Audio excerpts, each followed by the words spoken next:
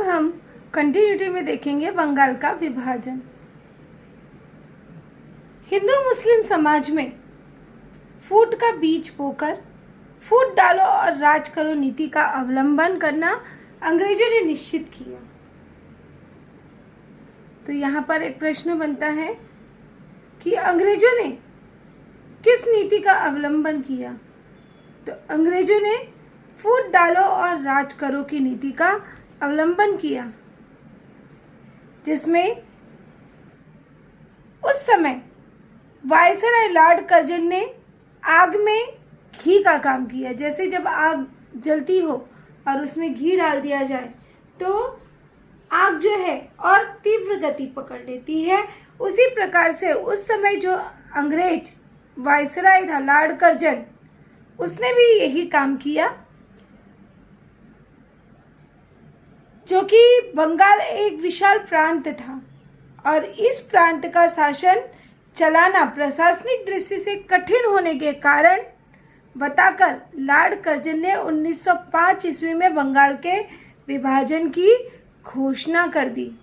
अब यहाँ पे एक प्रश्न बनता है कि बंगाल के विभाजन की घोषणा किसने की।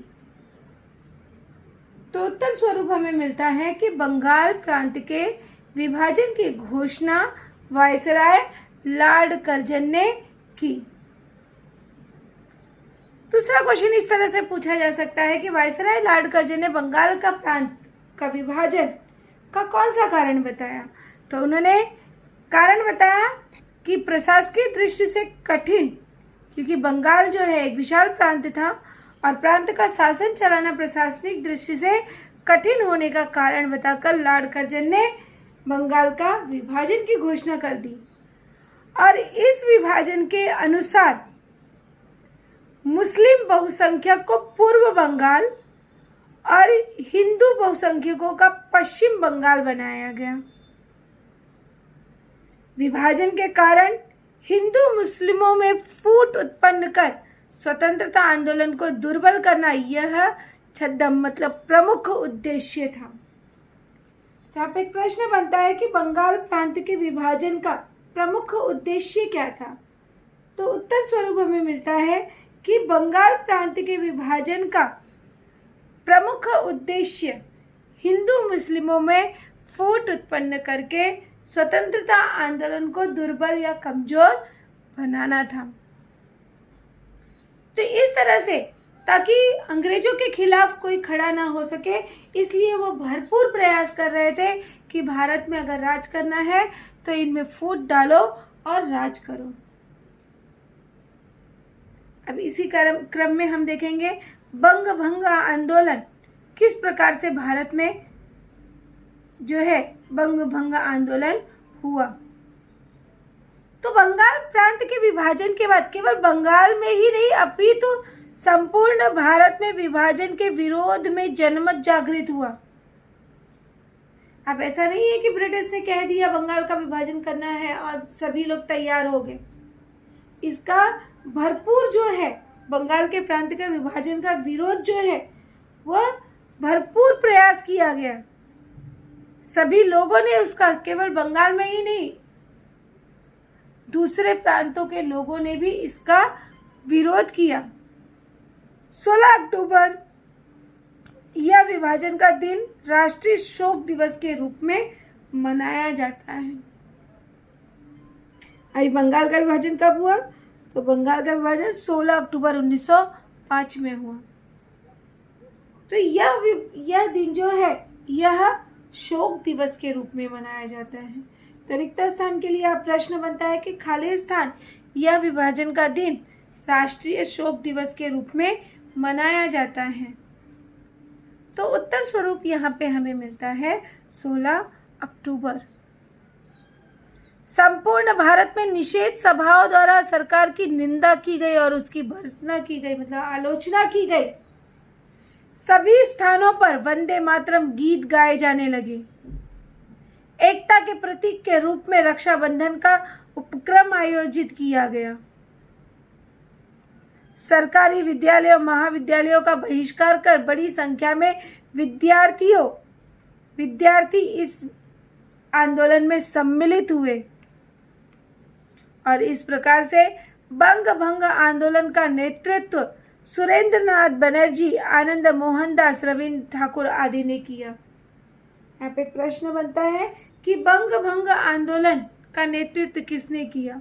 तो उत्तर स्वरूप हमें मिलता है कि बंग भंग आंदोलन का नेतृत्व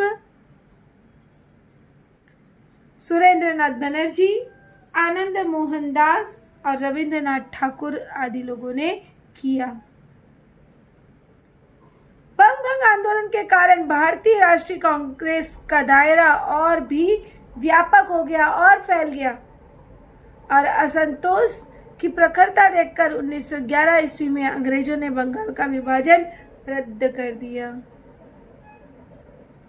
क्योंकि सभी लोगों ने इसकी तीव्र आलोचना की, जिसके कारण 1911 में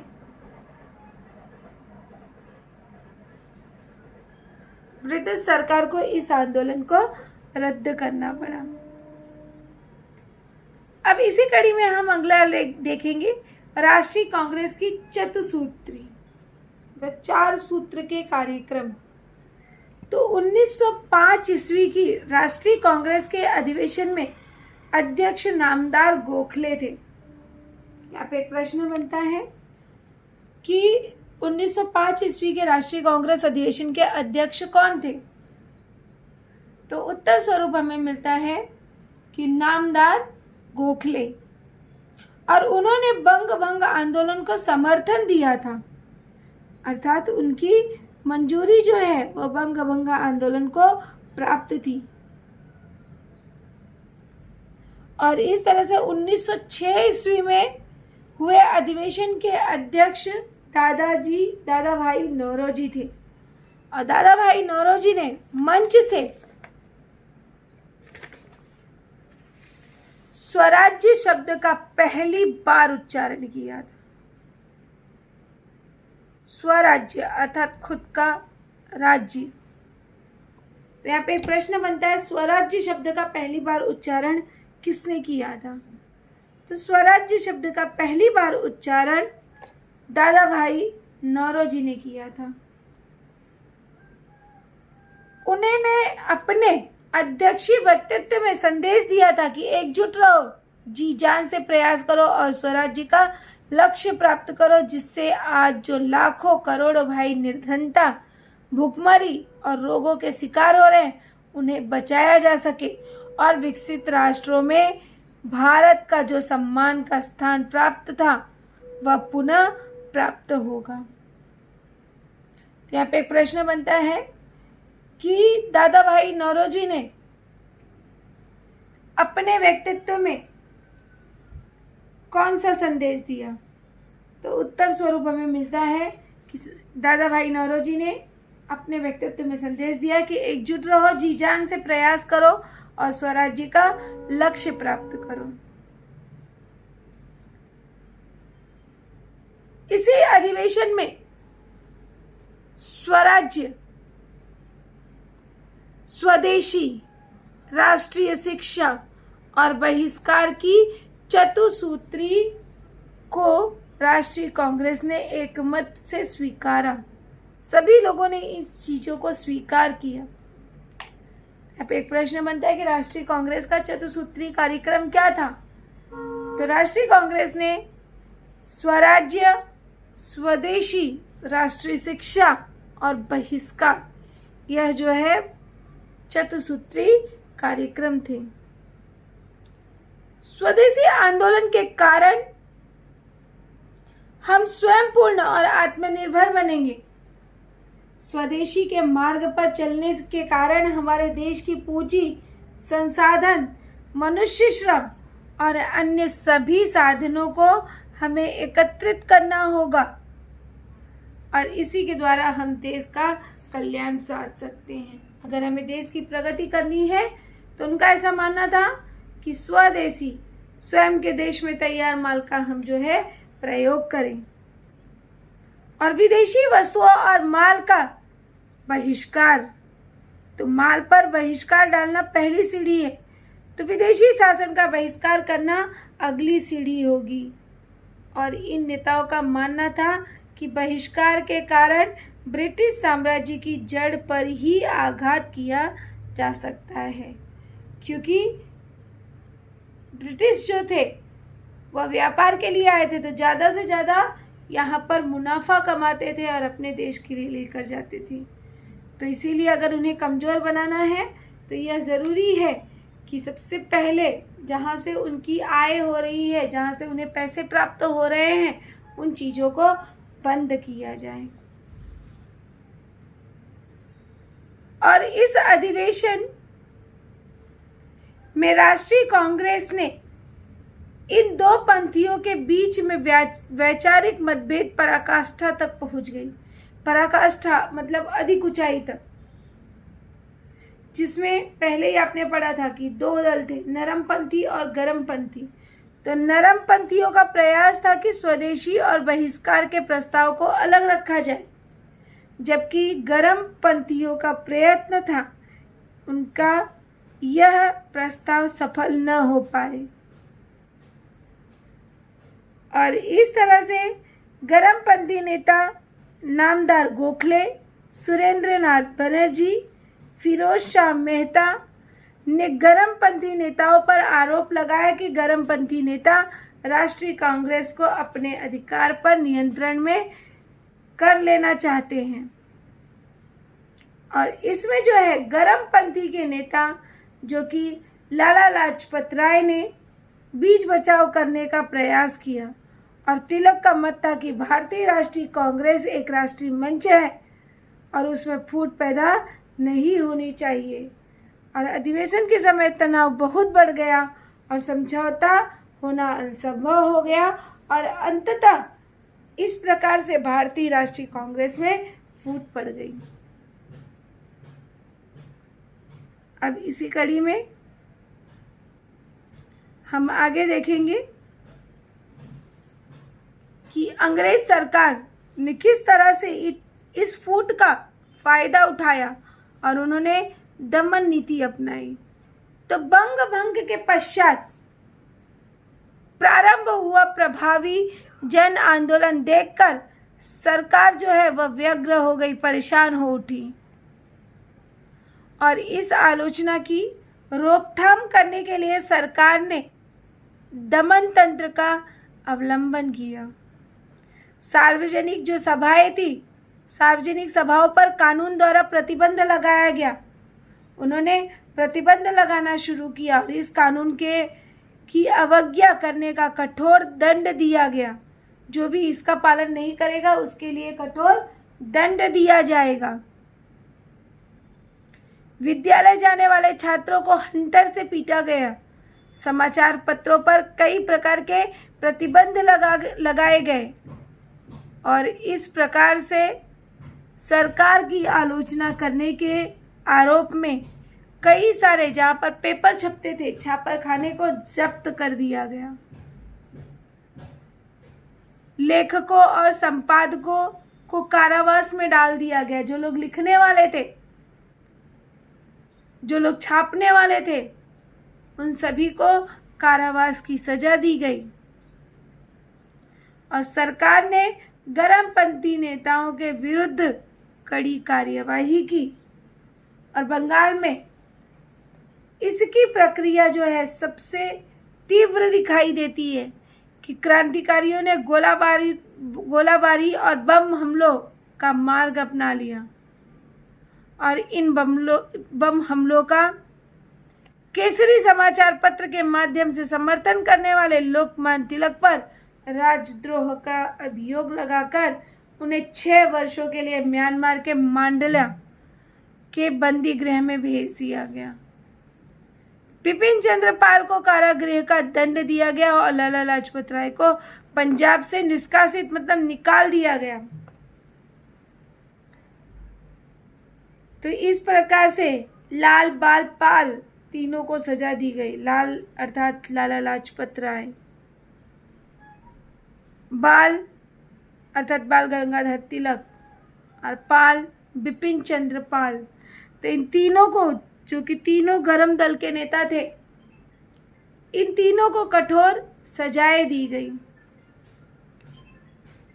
अब इसी कड़ी में हम आगे देखेंगे कि किस प्रकार से मुस्लिम लीग की स्थापना हुई। तो बंग भंग आंदोलन में राष्ट्रीय कांग्रेस को जनता का प्रचंड समर्थन मिला था। यह देखकर अंग्रेज सत्ताधीश अशांत और परेशान हो गए थे। तो इसके लिए उन्होंने अंग्रेजों ने फूट डालो और राज करो नीति का पुनः अवलंबन किया और अंग्रेजों ने यह कहना प्रारंभ किया कि मुस्लिमों के हितों की रक्षा करने हेतु उनका स्वतंत्र राजनीतिक संगठन होना चाहिए। और इस प्रकार से अंग्रेज सरकार के प्रोत्साहित किए जाने पर मुस्लिम समाज के उच्च वर्णियों का एक प्रतिनिधि मंडल आगा खान के नेतृत्व में गवर्नर लॉर्ड मिंटो से मिला और लॉर्ड मिंटो और अन्य अंग्रेज अधिकारियों के प्रेरित किए जाने से 1906 ईस्वी में मुस्लिम लीग की स्थापना हुई। यहाँ पे एक प्रश्न बनता है कि खालिस्तान ईस्वी में मुस्लिम लीग की स्थापना हुई। तो 1906। दूसरा प्रश्न बनता है कि मुस्लिम लीग का नेतृत्व किसने किया। तो मुस्लिम लीग का नेतृत्व आगा खां ने किया। अब इसी कड़ी में हम आगे देखते हैं मॉर्ले मिंटो कानून कि अब ये मॉर्ले मिंटो कानून क्या है। तो भारतीय जनता में अंग्रेज सरकार के कामों को लेकर असंतोष था। जनता में यह भावना थी कि भारतीय जनता की निर्धनता का मुख्य कारण अंग्रेजों की आर्थिक नीतियां हैं, जिसमें कर्जन, लॉर्ड कर्जन की दमन नीति, पढ़े लिखे भारतीयों को नौकरियों में समाविष्ट न करना, भारत के बाहर अफ्रीका में भारतीयों के साथ किया जाने वाला अपमान और अन्यायपूर्ण व्यवहार आदि बातों से असंतोष था। अब यहाँ पे एक प्रश्न बनता है कि भारतीयों में किन बातों का असंतोष था। तो उत्तर स्वरूप मिलता है कि भारतीयों में कर्जन की दमन नीति, पढ़े लिखे भारतीयों को नौकरियों में समाविष्ट न करना और भारत के बाहर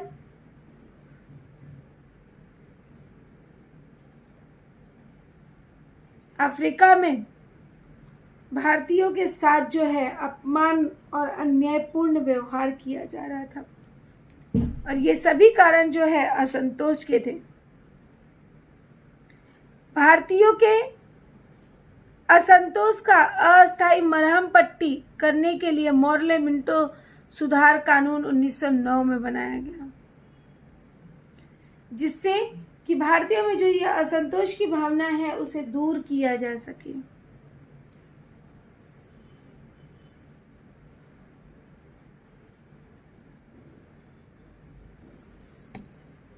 और इस कानून द्वारा विधि पालिका में भारतीय सदस्यों की संख्या बढ़ाई गई। अभी उन्होंने मॉर्ले मिंटो सुधार में क्या किया कि यहाँ पर भारतीयों की संख्या बढ़ा दी और कुछ निर्वाचित भारतीय प्रतिनिधियों का समावेश विधि पालिका में करने का प्रावधान रखा और इसी कानून के अनुसार मुस्लिमों के लिए स्वतंत्र निर्वाचन क्षेत्र नियोजन किया। अंग्रेजों की इस कुटिल नीति के कारण भारत में अलगाववादी प्रवृत्ति के बीज रोपे गए। मतलब मॉर्ले मिंटो जो था यह भारतीयों में फूट डालने का एक नया कानून था।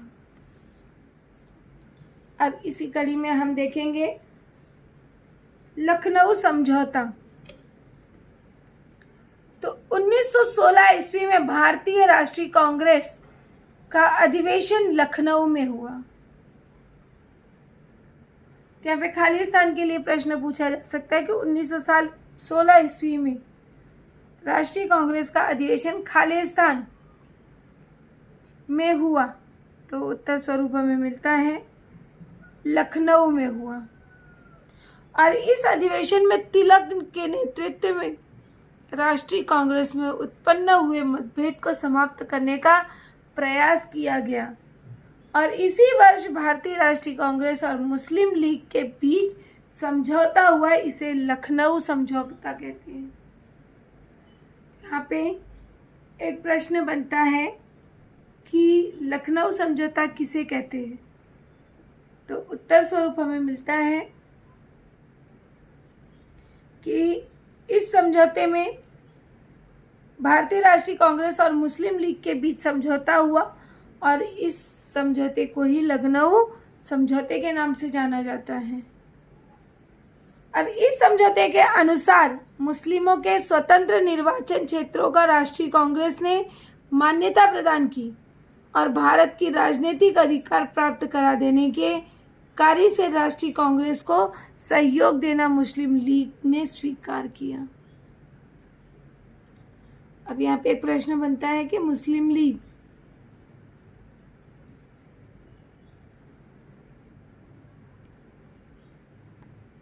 यहाँ पर लखनऊ समझौते में क्या समझौता हुआ, तो पहला पॉइंट, इस समझौते के अनुसार मुस्लिमों के स्वतंत्र निर्वाचन क्षेत्रों को राष्ट्रीय कांग्रेस ने मान्यता प्रदान की। दूसरा है कि भारत को राष्ट्रीय अधिकार प्राप्त करा देने के कार्य से राष्ट्रीय कांग्रेस को सहयोग देना मुस्लिम लीग ने स्वीकार किया। अब इसी कड़ी में हम देखते हैं होम रूल आंदोलन कि होम रूल आंदोलन क्या है। 1914 ईस्वी में तिलक मंडाले के कारावास से रिहा हुए। अब उन्हें 1905 में बंदी बनाया गया था और इस तरह से 1914 में वे रिहा हुए और इस समय यूरोप में प्रथम विश्व युद्ध प्रारंभ हुआ। तो यहाँ पे एक प्रश्न बनता है कि प्रथम विश्व युद्ध का प्रारंभ कब हुआ, तो प्रथम विश्व युद्ध का प्रारंभ 1914 ईस्वी में हुआ। इस युद्ध के सीधे परिणाम भारत को ही सहने पड़ रहे थे। अब इसका प्रभाव क्या हुआ, वस्तुओं के दाम बढ़ाए गए, अंग्रेजी सरकार ने भारतीयों पर अनेक प्रतिबंध लगाए और परिणामतः भारतीयों में असंतोष बढ़ने लगा। और इसी स्थिति में डॉक्टर एनी बेसेंट और लोकमान्य तिलक ने होम रूल आंदोलन प्रारंभ किया। यहाँ पे एक प्रश्न बनता है कि होम रूल आंदोलन किसने प्रारंभ किया, तो होम रूल आंदोलन डॉक्टर एनी बेसेंट और लोकमान्य तिलक ने प्रारंभ किया। होम रूल अर्थात अपना स्वयं का शासन। अब यहाँ पे प्रश्न बनता है कि होम रूल का क्या अर्थ होता है। होम रूल का अर्थ होता है कि अपना स्वयं का शासन, और इसी को स्वशासन भी कहते हैं। आयरलैंड में भी उपनिवेशवाद के विरोध में ऐसे आंदोलन प्रारंभ हुए थे और इसी के आधार पर भारतीय होम रूल आंदोलन ने स्वशासन के अधिकार अंग्रेजों के पास मांगे और डॉक्टर एनी बेसेंट और लोकमान्य तिलक ने पूरे देश में तूफानी दौरे किए और लोगों पर स्वशासन की मांग पहुंचाई। तिलक ने दृढ़तापूर्वक कहा, स्वराज्य मेरा जन्मसिद्ध अधिकार है और मैं उसे पाकर ही रहूंगा। तो यहाँ पर एक प्रश्न बनता है कि तिलक ने कौन सा घोषवाक्य दिया, तो तिलक ने स्वराज्य मेरा जन्मसिद्ध अधिकार है और मैं इसे पाकर ही रहूंगा, यह घोषवाक्य लोगों तक पहुंचाया। अब हम देखते हैं इसी कड़ी में प्रथम विश्व युद्ध और भारत की किस तरह से प्रथम विश्व युद्ध का प्रभाव भारत में हुआ। तो यूरोप में युद्धजन्य स्थिति भारतीय जनता में बढ़ता जा रहा था। युद्ध की परिस्थिति जो है वह बढ़ती जा रही थी, असंतोष बढ़ता जा रहा था। होम रूल की बढ़ती लोकप्रियता जैसी परिस्थितियों में भारतीयों से सहयोग पाना अंग्रेजों के लिए आवश्यक था। अब यहाँ पे उन्होंने होम रूल की नीति अपनाई, डॉक्टर एनी बेसेंट और लोकमान्य तिलक ने तो जो कि लोगों को बहुत ही प्रियकर लगी, और इसलिए सुधार की अगली किस्त भारतीयों को देने के पर्याप्त भारतीयों को राजनीतिक अधिकार देना चाहिए। इसलिए अंग्रेजों ने सोचा कि अगर भारतीयों को अपने साथ लेना है तो यह जरूरी है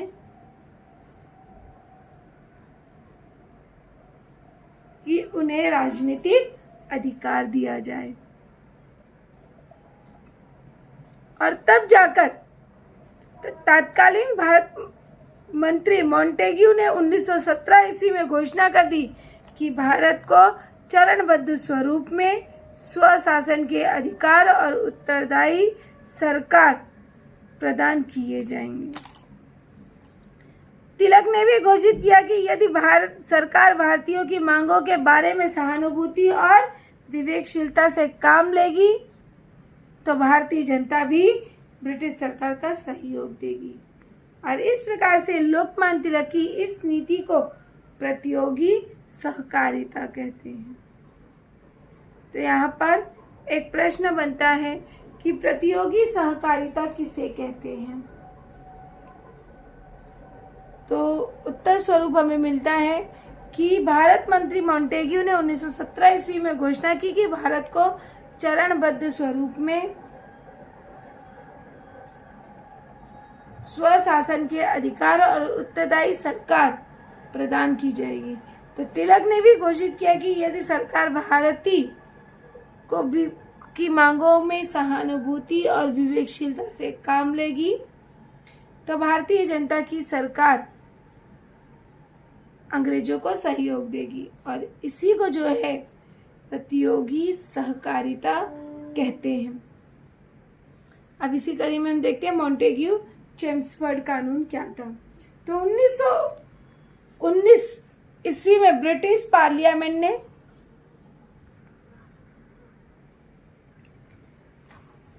भारत में संवैधानिक सुधार लाने हेतु एक कानून पारित किया, और इसी को मॉन्टेग्यू चेम्सफोर्ड कानून अथवा रिपोर्ट कहते हैं।